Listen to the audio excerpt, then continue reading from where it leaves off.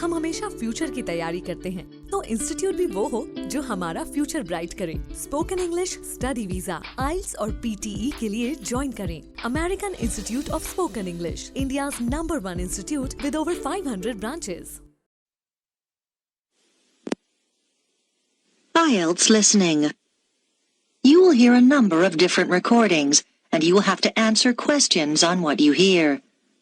There will be time for you to read the instructions and questions, and you will have a chance to check your work. All the recordings will be played once only. The test is in 4 sections. Write all your answers in the listening question booklet. At the end of the test, you will be given 10 minutes to transfer your answers to an answer sheet. Now turn to Section 1 on page 2 of your question booklet.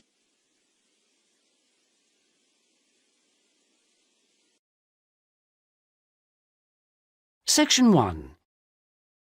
You'll hear 2 teachers discussing arrangements for a goodbye party for a colleague. First, you have some time to look at questions 1 to 4.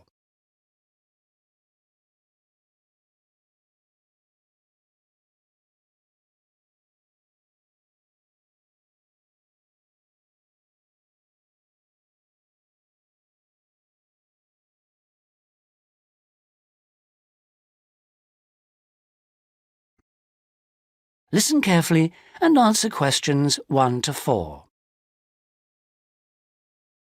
Hi, Tony. Thanks ever so much for coming. You know we've been asked to organise something for John's farewell. Yeah, sure. It's about time we started working out details. Exactly. We don't want to leave it so late that it's double the work. Right. Do you want me to take notes? Oh, that'd be great, thanks. Right. First thing is, when is the best time to hold it? Well, he leaves on the 24th of December. So what about the 22nd? Yeah, I think that's about right. We want it quite near the time, don't we? Sure. And what about a venue? In college? A hotel? I think a hotel will probably work out rather expensive. And I've been looking at the college dining room. That seems pretty reasonable. Fine. Yeah, why not? And then we ought to be thinking about invitations. Who mustn't we forget to invite? Well, obviously John and his wife. Oh, right. And the director. Uh-huh. The office staff. Yep. And all the teachers and all the students. Anyone else? Faculty heads? No, better draw the line. I don't think it's necessary. Yeah, you're right. I don't mind writing the invitations. When shall we get them out for? Enough time, but not too early. What about the 15th of December? Well, there are exams on the 16th. Better avoid them. 10th? Yeah, that should do it. Before you hear the rest of the conversation, you have some time to look at questions 5 to 10.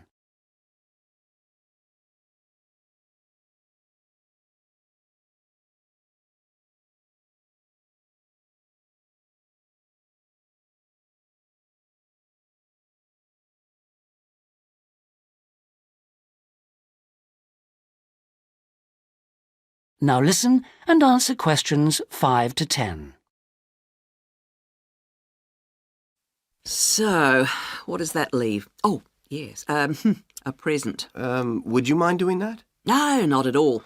We usually go round with an envelope during coffee break, don't we? Yeah, coffee break's always the best time, because people have got their money handy. Yeah, exactly. Do we suggest an amount, or does it seem a bit unfair? No, I think people welcome it. We suggested $6 last time.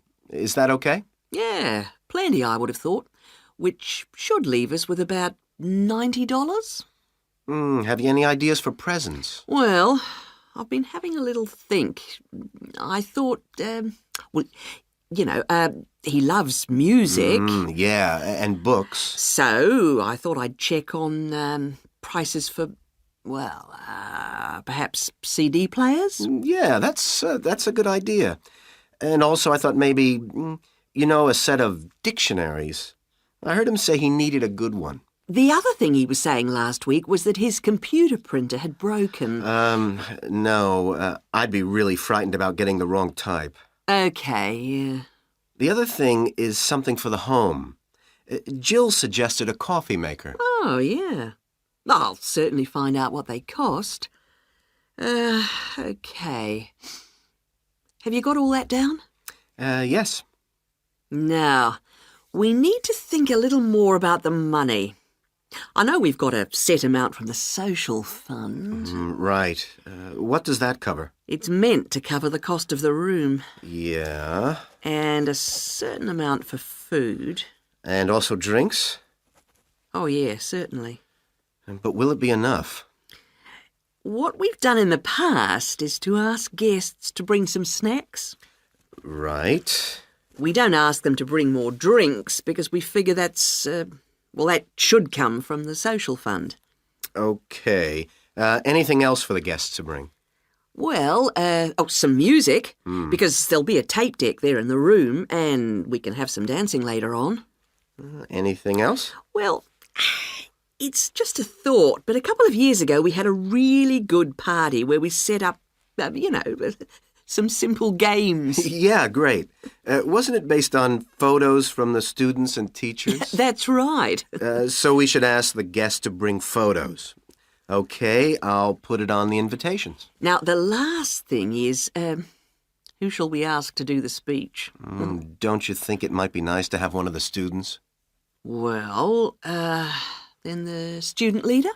Yeah, much better than the director giving speeches again. Okay, then I'll ask her. Lovely. So, is that all? It looks like it.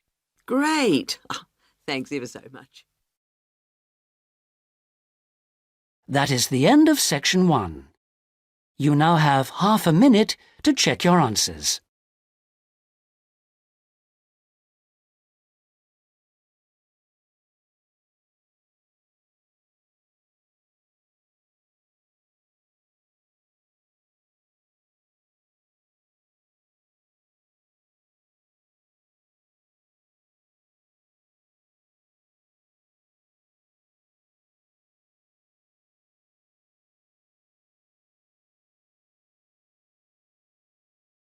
Now turn to section 2.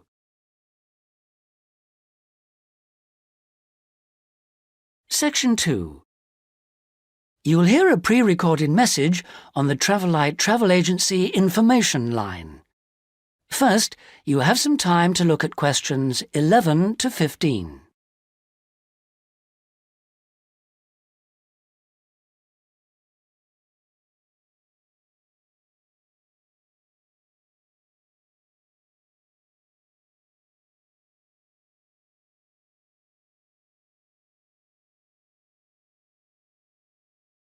Now listen carefully and answer questions 11 to 15.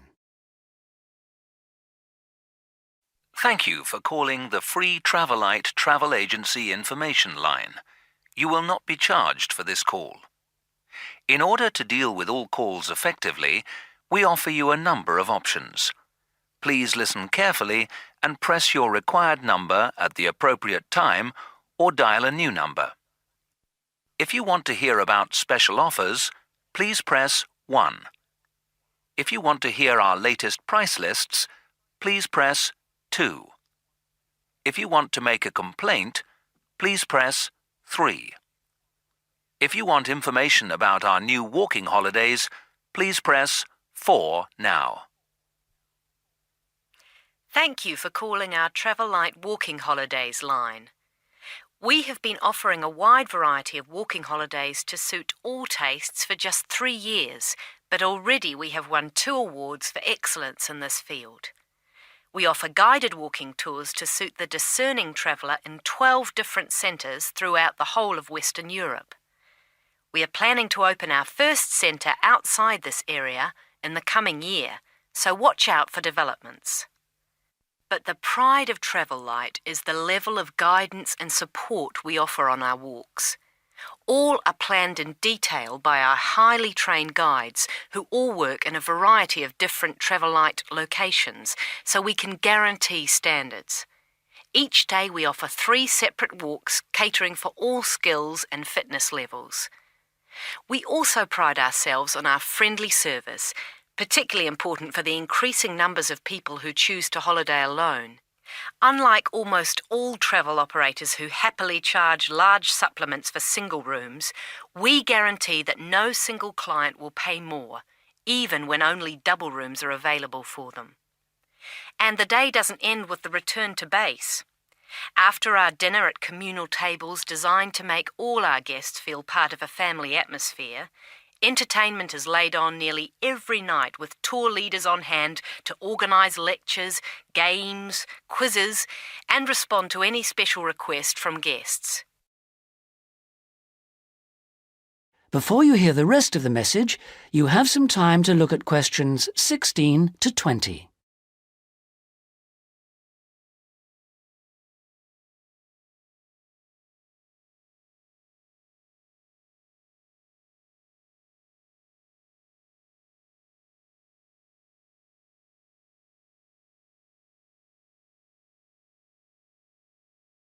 Now listen and answer questions 16 to 20. The following is a summary of costs and special inclusive offers on holidays for the coming summer. We have 3 lengths of holiday: 3-day, 7-day and 14-day. The 3-day holiday costs $180 for all accommodation, food and walking, and for the first time this year, we are including in that price the cost of picking you up from the nearest station. The 7-day holiday costs $350 per person and, as well as including the offers of the 3-day holiday, also includes a magnificent book giving the local history. On top of that, we are able to include free maps for you to better enjoy the walking and even plan in advance if you wish. For the 14-day holiday, our special price is $690 per person, and that includes all the offers for the 3- and 7-day holidays, plus membership of a local walking club, so you can better enjoy the full flavour of the local life. For further information, please contact your local travel agent. Thank you for calling the Travelite Travel Agency Information Line. That is the end of section 2. You now have half a minute to check your answers.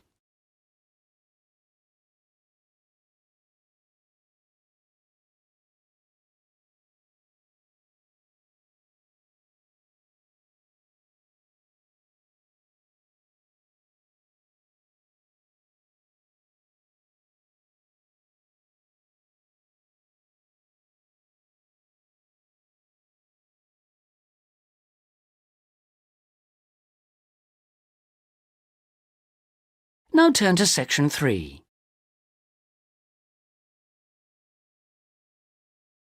Section 3. You will hear a conversation between 2 students who are studying to be teachers, talking about science experiments. First, you have some time to look at questions 21 to 26.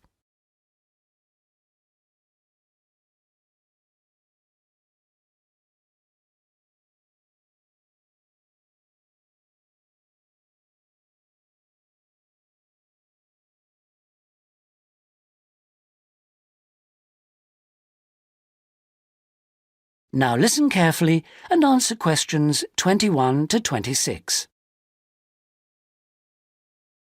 Hi, Sue. Hi, Mike. So what happened to you last week? Oh, I was sick with the flu. What's this I hear about a big assignment we've got to do? Oh, well, basically, we've got to find 2 science experiments to do with a group of 8-year-old children at the local primary school. And we've got to complete it by the end of the week. That sounds like hard work. Where are we supposed to get the ideas for these experiments from? Well, I managed to get hold of 2 books from the library. Oh, well done. How about if we take a look at the experiments in this book first and see if anything looks suitable?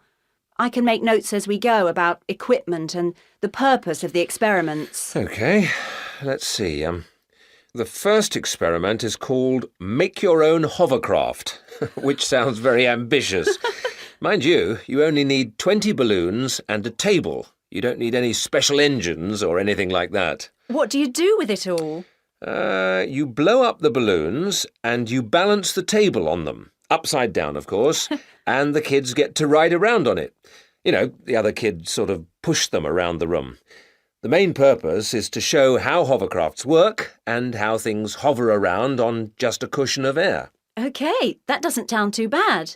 OK, ready for number 2? Mm-hmm. Now, this one is called Unusual Measures of Lengths, and you basically use lots of paper clips.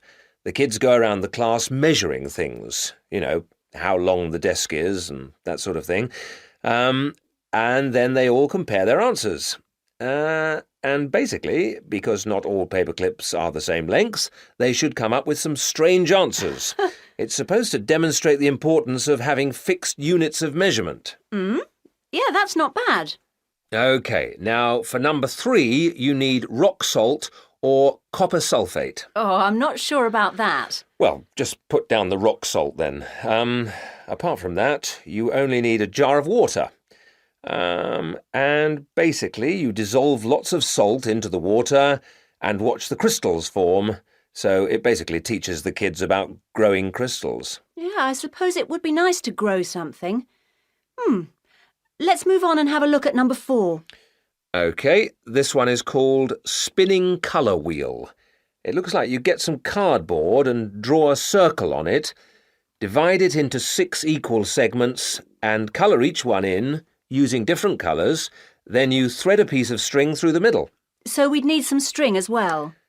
Yes, sorry. And you spin the wheel around, and if you can get it spinning fast enough, hopefully the colours all merge and show up as white. Oh, I didn't know that. What's the principle behind it? Well, it's pretty elementary physics, really. It teaches them about how white light or ordinary light is made up. Well, that doesn't sound too bad. Now, there's only one more left in this book, isn't there? What does that one say? Well, it's another one where they'd get to make something. Sounds very interesting. You need quite a lot of equipment, actually. A hand drill, an old record, a pin or needle, some paper and a bolt. Go on. What do they have to do? Well, they basically make a record player. The main idea is to teach them about recording sound. But hopefully they'd also see that you need motion and an amplifier to make the sound heard. OK, well, it does sound interesting. Shall we go through all of those again and decide if any of them are going to be suitable? Before you hear the rest of the conversation, you have some time to look at questions 27 to 30.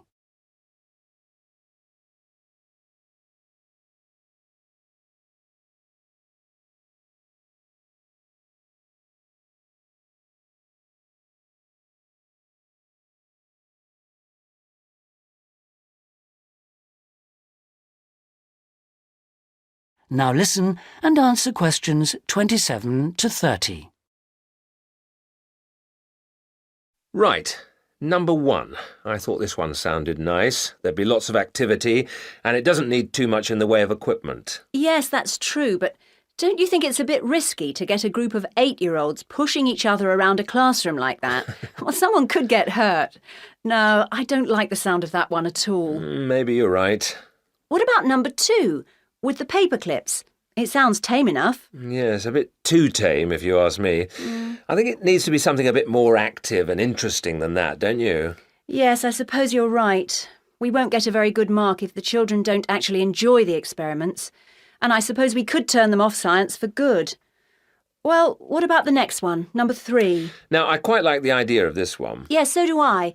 But I seem to remember when we did it at high school, we had to wait up to a fortnight before we saw any halfway decent results. Oh, yes. Well, that won't be any good then. We'll only see the kids for 1 or 2 hours at the most. Yes, and we have to do the experiments and write up our results within a week. So that one won't do at all. OK. Well, what did you think of number 4? I like the idea of it, but do you think it will be a bit elementary for them? Well, they are only 8, you know. I know, but you know what I mean. Don't you think the activity itself is a bit babyish? Maybe you're right. They might have fun, but I mean, cutting out a circle and colouring it in. OK. Well, what about number 5? I thought this one sounded a bit too good to be true. Great equipment. Yeah. But Don't you think it's a bit ambitious for this age group? I mean, I don't want to start off something and then have to abandon it if they just can't cope with it. I could see us ending up doing just about all of the work for them. I guess you're right. Oh well, maybe we could store that idea away for later. Yep. Let's hope this second book has something better. That is the end of section 3. You now have half a minute to check your answers.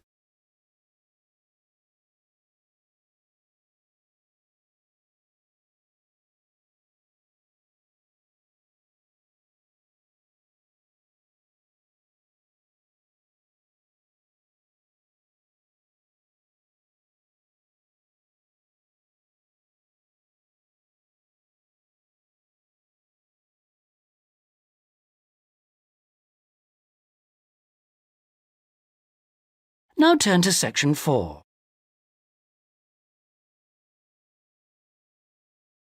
Section 4. You'll hear a lecturer talking about the meshing of sharks in Australia. First, you have some time to look at questions 31 to 40.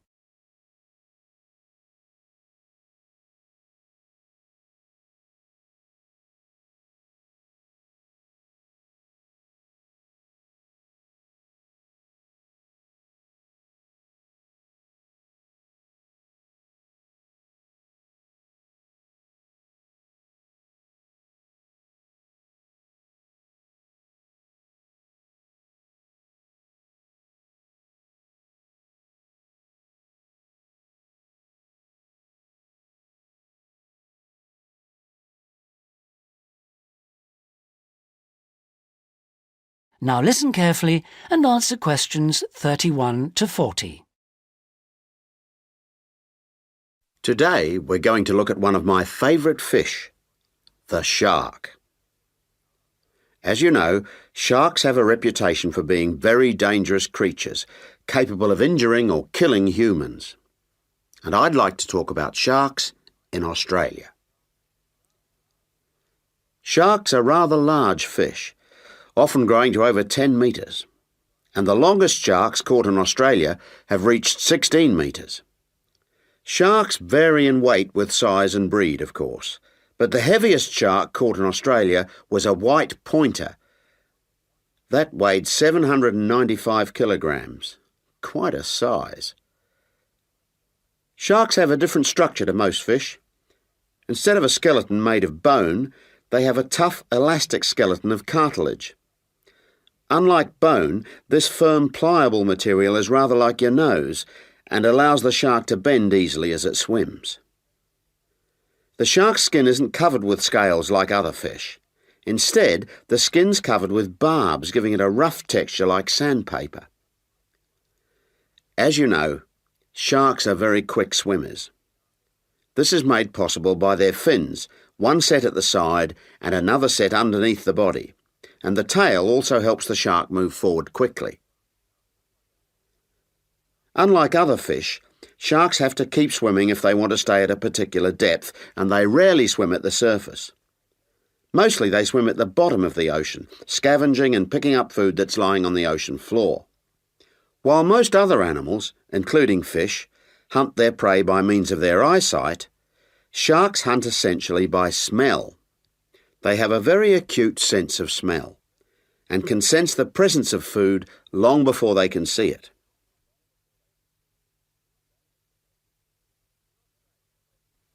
In Australia, where people spend a lot of time at the beach, the government has realised that it must prevent sharks from swimming near its beaches.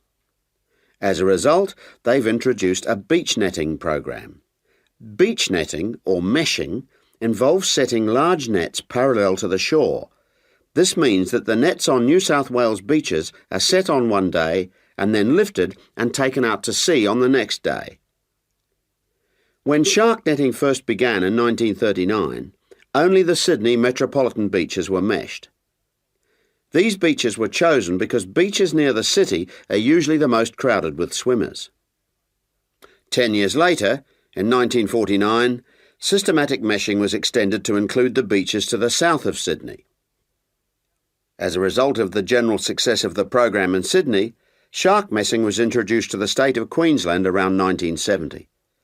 The New Zealand authorities also looked at it, but considered meshing uneconomical, as did Tahiti in the Pacific.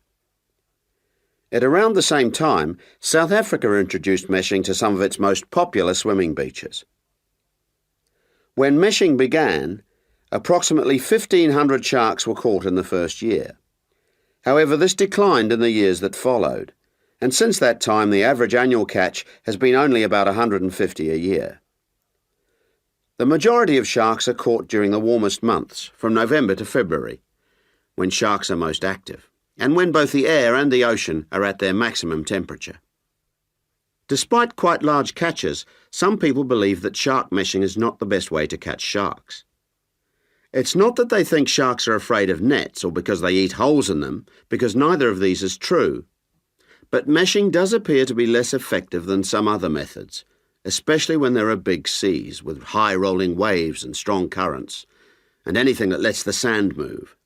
The sand that's holding the nets down. When this moves, the nets will also become less effective. That is the end of section 4. You now have half a minute to check your answers.